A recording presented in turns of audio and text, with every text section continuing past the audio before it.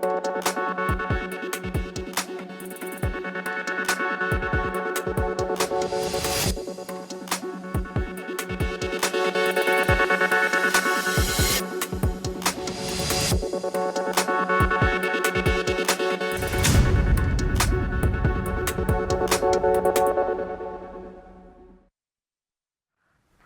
स्वागत है आपका जन टीवी उत्तराखंड में। आपके साथ हूं मैं सदफ फातिमा। बुलेटिन की शुरुआत करेंगे हेडलाइंस के साथ।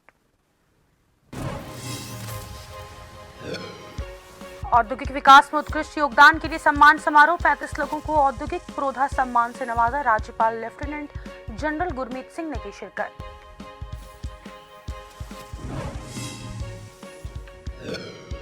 पंचायती राज मंत्री सतपाल महाराज, शहरी विकास मंत्री डॉक्टर प्रेमचंद अग्रवाल और पशुपालन मंत्री सौरभ बहुगुणा ने की बैठक। राज्य में निराश्रित पशुओं के लिए गौशाला की स्थापना और संचालन को लेकर चर्चा।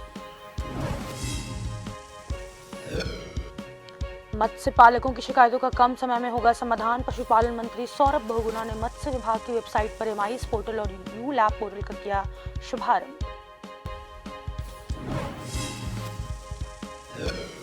देहरादून पुलिस को बड़ी कामयाबी, फैला फुसलाकर ठगी और लूट करने वाले गिरोह का पर्दाफाश। गिरोह के 3 अपराधी गिरफ्तार, महिला से लूटी ज्वेलरी हुई बरामद।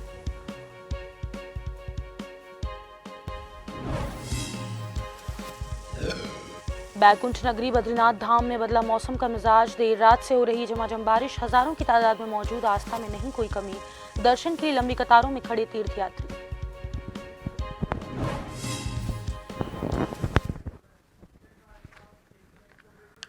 और अब देखेंगे खबरों को विस्तार से।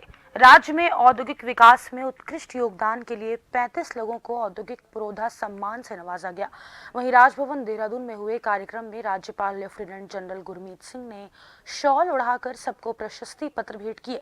बता दें कि उद्यमियों के साथ साथ कुमाऊं मंडल के कमिश्नर दीपक रावत, पूर्व उद्योग निदेशक सुधीर चंद्र नौटियाल और पूर्व पीसीएस हरबीर सिंह को भी उनके योगदान के लिए सम्मानित किया गया।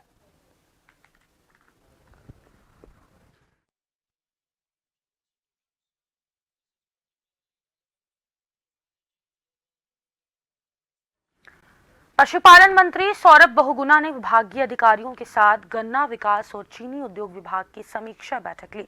मंत्री ने कहा कि गन्ना किसानों की बेहतरी के लिए विभाग द्वारा समय समय पर समीक्षा बैठक आयोजित की जाती है। वहीं उन्होंने नवंबर-दिसंबर से शुरू हो रहे पेराई सत्र में चीनी मिलों की स्थिति की समीक्षा की, जिसमें राज्य की चीनी मिलों के सुधारीकरण के लिए किए जा रहे प्रयासों पर अधिकारियों से विस्तृत चर्चा की।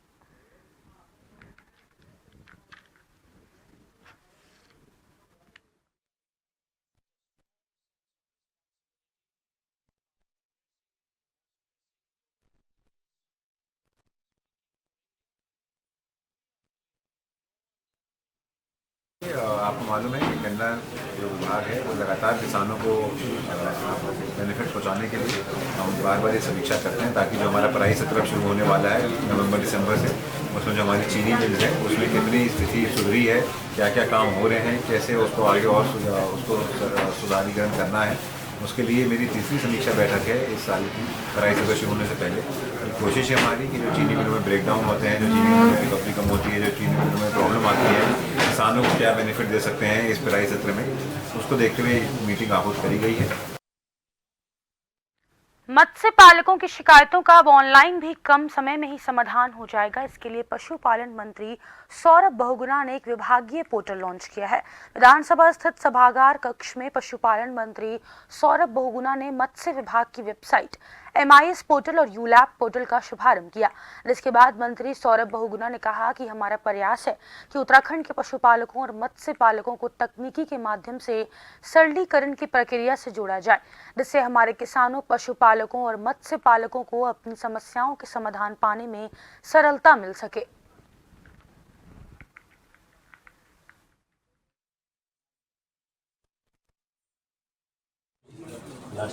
और स्पेशल एक ट्रेनिंग हम अपने जितने भी एलईओज हैं एनुअल हस्बेंड्री विभाग के और जो हमारे फिश इंस्पेक्टर्स हैं उनके लिए भी रखी जाएगी, ताकि उन लोगों के माध्यम से हम अपने फार्मर्स को जो है बेनिफिट पहुंचाएंगे। वो जाके घर का रजिस्ट्रेशन प्रोसेस करेंगे, उनको समझाया जाएगा। हम सोशल मीडिया के माध्यम से और होर्डिंग्स के माध्यम से भी लोगों को जानकारी देंगे कि कैसे हम इसमें अपना रजिस्ट्रेशन कर सकते हैं। तो 3000 हमारे पास लगभग फार्मर्स ऐसे हैं जो फिशरीज से जुड़े हुए हैं, तो बहुत बड़ा एक नंबर नहीं है।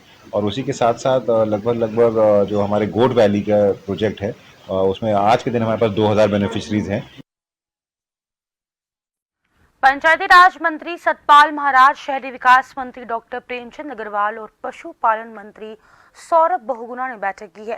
राज्य में निराश्रित पशुओं के लिए गौशाला की स्थापना और संचालन को लेकर बैठक हुई। कैबिनेट सतपाल महाराज ने कहा कि गौवंश की रक्षा के लिए महत्वपूर्ण सुझाव मिले हैं। इन सुझावों पर अमल करना हमारी प्राथमिकता है। उन्होंने कहा कि सड़कों पर घूमने वाली गायों को चिन्हित कर गौसदनों में रखा जाएगा। जिन स्थानों पर गौशालाएं नहीं बनी हैं, उन स्थानों पर भी निराश्रित गौवंश के संरक्षण के लिए गौशालाओं का निर्माण युद्धस्तर पर किया जाएगा।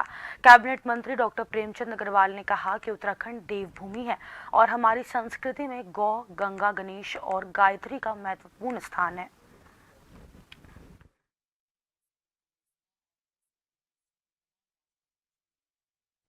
उत्तराखंड हमारी देवभूमि है और पूरे देश भर से, बल्कि कई पूरे विश्व भर से हमारे 12 महीने पर्यटक या फिर हमारे तीर्थ यात्री आते हैं और हमारे विभिन्न स्थानों पे आप देखते हैं कि निराश्रित पशु बहुत घूमते हैं। इसके लिए हमारी सरकार ने और पिछले दिन हमारे माननीय मंत्रिमंडल से एक प्रस्ताव पारित हुआ था कि हम लोग तमाम क्षेत्रों से जितने भी गौवंश हैं उनको एक गौशाला का रूप देके और सभी को वहाँ पे हम लोग शिफ्ट करेंगे। जो हमारे निराश्रित गौवंश है, जो लगभग 17,500 निराश्रित गौवंश सड़कों पर है, जिसकी वजह से किसानों को भी हानि हो रही है, हमारे गौवंश को भी हानि हो रही है और हमारे उत्तराखंड का जो एक गौ सेवा हमारी एक जो सोच है उसको लेके कहीं ना कहीं सवाल उठ रहे हैं। उसको लेके हमने एक हाई पावर्ड आज कमेटी बैठी है। ये पहली बार हुआ है उत्तराखंड में कि 3 मंत्रीगण एक निराश्रित गौवंशों को गौशाला देने के लिए एक साथ बैठे हैं। गौवंश की रक्षा करने के लिए और जो आवारा गौएं जो हैं सड़कों पे घूमती रहती हैं उनकी रक्षा के लिए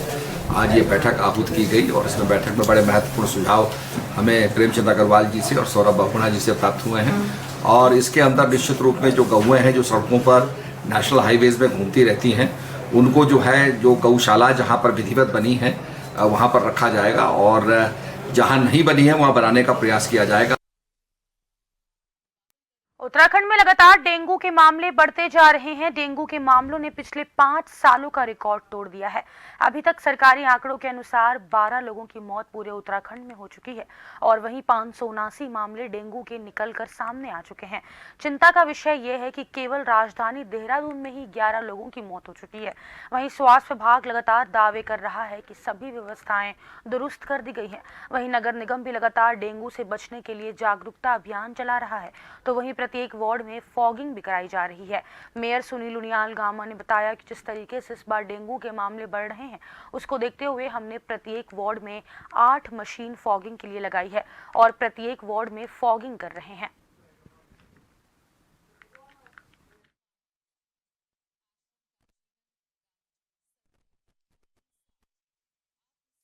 देखिए, लार्वा नष्ट करने के लिए फॉगिंग के लिए लगातार जो है नगर निगम जो है काम कर रहा है। 8-8, 10-10 मशीनों के द्वारा प्रत्येक वार्डों में जो है ये भी किया जा रहा है। टैंकर से भी जो लार्वा नष्ट करने के लिए छिड़काव किया जा रहा है। जो हमारी आशा कार्यकर्ता हैं उनको भी इस काम में लगाया गया है, स्वास्थ्य विभाग ने उनको लगाया है। तो ये अभी इनको आज 5-5 लीटर जो है केमिकल भी दिया जा रहा है ताकि जो है जहाँ घर घर वो चेकिंग अभियान में जाएंगे, जहाँ लार्वा मिलेगा उससे उसको नष्ट करने के लिए भी उनको सामग्री दी जा रही है। और मुझे लगता है कि युद्ध स्तर पे जो है इस काम को नगर निगम कर रहा है और बहुत जल्दी जो है डेंगू पे जो है नियंत्रण हम उसको पाएंगे। लेकिन मैं सभी अपने शहर वासियों से अनुरोध करना चाहता हूँ कि जो हमारे घर में टंकियाँ हैं, हमारे घर में जो जहाँ हमारा पानी इकट्ठा होता है वहाँ जो है हम इसको खुद भी इसको चेक करें। दून में डेंगू के बढ़ते मामलों के साथ ही इस पर सियासत गर्मा गई है। दरअसल आम आदमी पार्टी की ओर से शहर में डेंगू के मामले बढ़ने पर नगर निगम के खिलाफ धरना प्रदर्शन किया। वहीं आप प्रदेश उपाध्यक्ष उमा सिसोदिया के नेतृत्व में निगम पहुंचे कार्यकर्ताओं ने नगर निगम और सरकार के खिलाफ जमकर नारेबाजी की। आपने आरोप लगाया कि डेंगू की रोकथाम करने में निगम नाकाम साबित हो रहा। ऐसे समय में सभी जिम्मेदार अधिकारियों को फील्ड में निकलकर प्रभावित इलाकों में फॉगिंग और लार्विसाइड का छिड़काव करवाना चाहिए।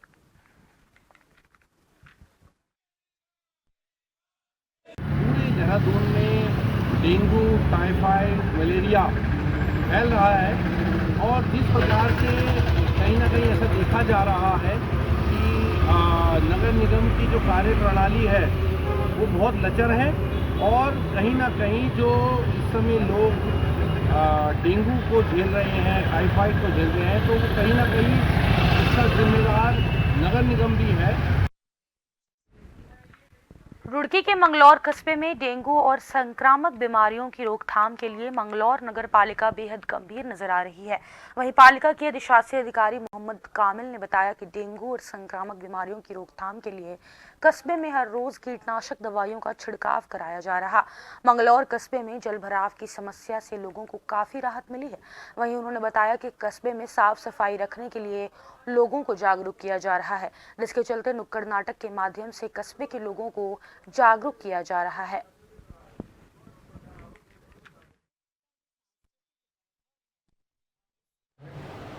डेंगू को लेकर समय समय पर जिला प्रशासन द्वारा भी हमें मीटिंग भी ली गई और निर्देशित भी किया गया है और इसके लिए नगर पालिका ने अपने स्तर से जो है काफी प्रयास करे हैं। हमने अभी फॉगिंग के लिए 3 फॉगिंग मशीनें नई खरीदी थी जो कंटिन्यू जो है फॉगिंग कर रही है, तो इसके लिए हमने कीटनाशक दवाइयों का खरीदारी कर ली है और छिड़काव और फॉगिंग के लिए कंटिन्यू जो कस्बे को कराया जा रहा है।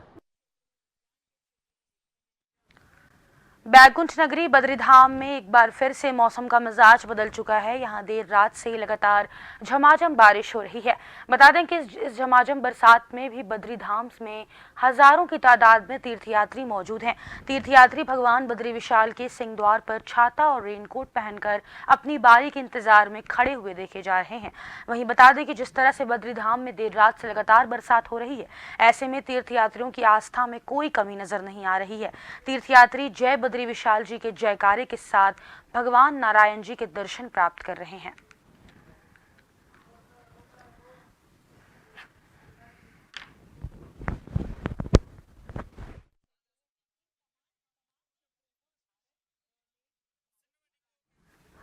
तो बद्रीधाम में एक बार फिर से मौसम का मिजाज बदल चुका है। यहाँ देर रात से ही लगातार झमाझम बारिश हो रही है।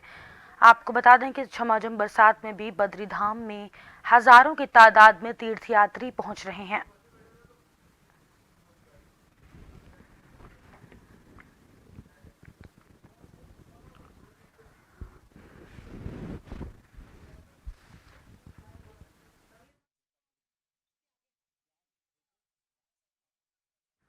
और इसी खबर पर ज्यादा जानकारी के लिए हमारे संवाददाता नवीन भंडारी सीधे बद्रीनाथ से जुड़ गए हैं।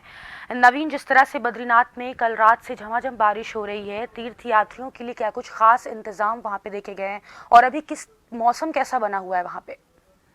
जी बिल्कुल, अगर बात की जाए भू बैकुंठ नगरी बद्रीधाम की, तो बद्रीधाम में पिछले दिनों मौसम काफी साफ बना हुआ था, लेकिन अचानक देर शाम से मौसम का मिजाज बद्रीधाम में बदल चुका है। झमाझम बारिश हो रही है। हालांकि बद्रीधाम में हजारों की तादाद में देश और विदेश के हर कोने कोने से पहुंचे हुए तीर्थयात्री नारायण धाम में मौजूद हैं और लगातार भगवान बद्री विशाल जी के धाम में जिस तरह से रिंग कोट और साथ में छाता लेकर जिस तरह से भगवान बद्री विशाल जी के धाम में सिंह द्वार पर तीर्थयात्री खड़े हुए देखे जा रहे हैं। लगातार जय बद्री विशाल जी के जयकारे लगाते हुए वहां पर देखे जा रहे हैं। जी, इस वक्त चलिए, बहुत शुक्रिया नवीन तमाम जानकारी के लिए। तो बद्रीधाम में एक बार फिर से मौसम का मिजाज बदल चुका है।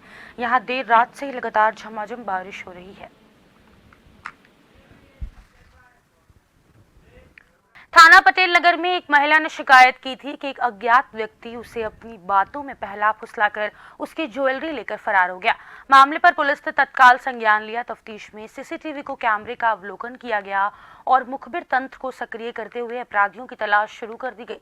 सीसीटीवी कैमरे को खंगालने के बाद पुलिस को महिला के दिए गए विवरण के अनुसार व्यक्ति और इस घटना में उपयोग होने वाली गाड़ी के बारे में जानकारी प्राप्त हुई, जिसके बाद चेकिंग के दौरान पुलिस को उसे गाड़ी में 3 शख्स मिले जिनके पास से चोरी की गई ज्वेलरी 100% बरामद कर ली गई।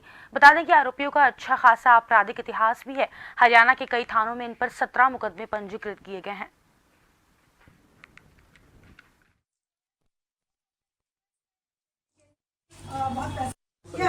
घटना के पश्चात जो है टीमें गठित करके जो आसपास के कैमरे फुटेज हैं उनको देखा गया तो एक व्यक्ति आइडेंटिफाई हुआ। साथ ही उसके द्वारा जो घटना में प्रयुक्त की गई गाड़ी है वो आइडेंटिफाई हुई।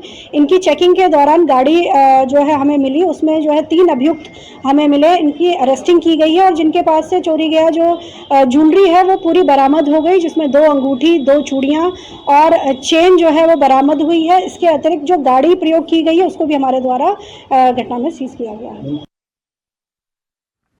रुड़की में पूर्व सीएम हरीश रावत ने कहा कि सरकार किसानों को मात्र 1100 रुपये बीघा मुआवजा दे रही है, जो कि किसान के साथ छलावा है। एक तरफ सरकार अपने आप को किसानों का हितैषी बताती है, वहीं दूसरी ओर किसानों को उचित मुआवजा तक नहीं दे रही।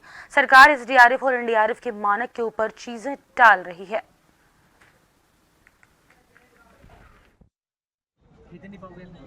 सबसे बड़ी बात यह है कि सरकार संवेदनाहीन है। सारे गन्ना खत्म हो गया, धान खत्म हो गया, लोगों की चरी खत्म हो गई, आगे की फसल के लिए भी चिंताजनक स्थिति है। कैसे जो है उसका सब चीज़ें खेत कब तक खाली होंगे उस और तब तक पानी हटेगा नहीं हटेगा, कई इलाकों में इस तरीके की स्थितियाँ बनी हुई है। लेकिन राज्य सरकार मदद दे रही है केवल 1100 रुपये बीघा, जो किसान का अपमान है। बागेश्वर की जनता ने विकास के लिए मतदान किया है। लगातार 5वीं बार भाजपा ने बागेश्वर विधानसभा के चुनाव को जीता है। ये कहना है भाजपा प्रदेश अध्यक्ष महेंद्र भट्ट का, जिन्होंने देहरादून में कहा कि वे संतुष्ट हैं कि भाजपा कार्यकर्ताओं की मेहनत और संघर्ष की वजह से बागेश्वर उपचुनाव में जीत दर्ज की है। बता दें कि कुल 188 बूथों में से 115 बूथों पर 60% मत प्राप्त हुए हैं। इस बार कम मतदान में भी बीजेपी चुनाव जीती है।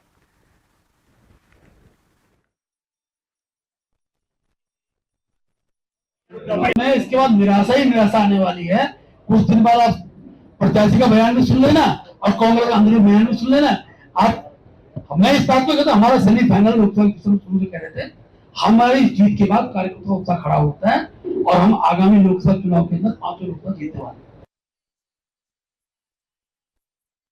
कांग्रेस प्रदेश अध्यक्ष करण माहरा ने कहा कि बागेश्वर में हुई हार के बाद देहरादून में प्रेस कॉन्फ्रेंस की ओर की भाजपा की नैतिक हार हुई है। करण माहरा ने आरोप लगाया कि भाजपा ने चुनाव में पूरे प्रशासनिक अमले का इस्तेमाल किया, लेकिन फिर भी अपना वोट बैंक नहीं बढ़ा पाई, जबकि कांग्रेस का 20% वोट बैंक बढ़ा है। उन्होंने बागेश्वर की हार को हार नहीं बल्कि कार्यकर्ताओं की जीत बताई। साथ ही इस दौरान डेंगू को लेकर भी सरकार पर निशाना साधा।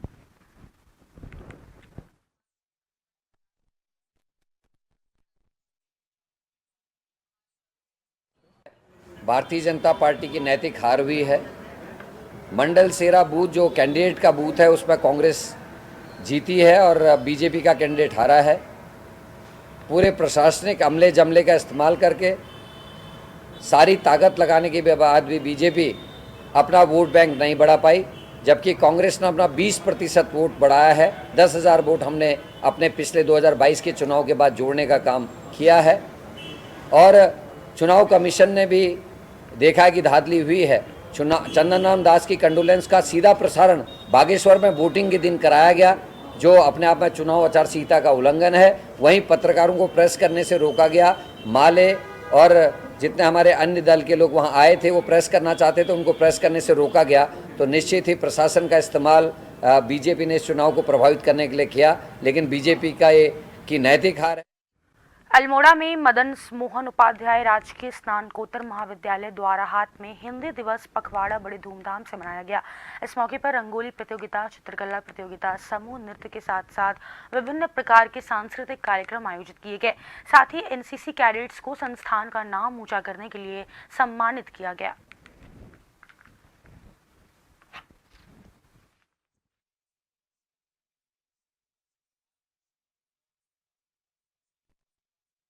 दिवस हम पखवाड़ा मनाया जा रहा है क्योंकि 14 सितंबर को हमारे यहाँ एग्जामिनेशन हो रहे हैं। इससे पहले ही हमारे हिंदी विभाग के डॉक्टर निशा आर्य ने विभिन्न प्रतियोगिताएं संपन्न कराई हैं, जिसमें 5 सितंबर को मेहंदी प्रोग्राम, 8 सितंबर को आपके ये रंगोली प्रोग्राम और आज जो है 9 सितंबर को जो है विभिन्न कार्यक्रम वाद विवाद प्रतियोगिता, सांस्कृतिक प्रतियोगिता और छात्रों को जो स्थान पाए हैं मेहंदी, रंगोली और एकल नृत्य प्रोग्राम में उनको विशेष प्रमाण पत्र और उनके साथ पारितोषिक दिया गया।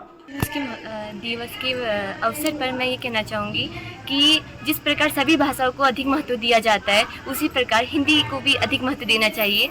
और आज के समय में हर भाषाओं को अधिक महत्व दिया जा रहा है, परंतु हिंदी भाषा को अधिक महत्व नहीं दिया जा रहा है। क्योंकि हमारी राष्ट्रीय भाषा है, और अगर हम राष्ट्रीय भाषा ही नहीं बोलेंगे तो हम ये राष्ट्रीय कैसे कहला सकता है। इसलिए हिंदी को अधिक महत्व देना चाहिए, और जिस प्रकार अंग्रेजी को लोग ज़्यादा महत्व दे रहे हैं उसी प्रकार हिंदी को भी अधिक महत्व दें तो ज़्यादा अच्छा रहेगा। और इसी के साथ इंटरव्यू उत्तराखंड में बस इतना ही। नमस्कार।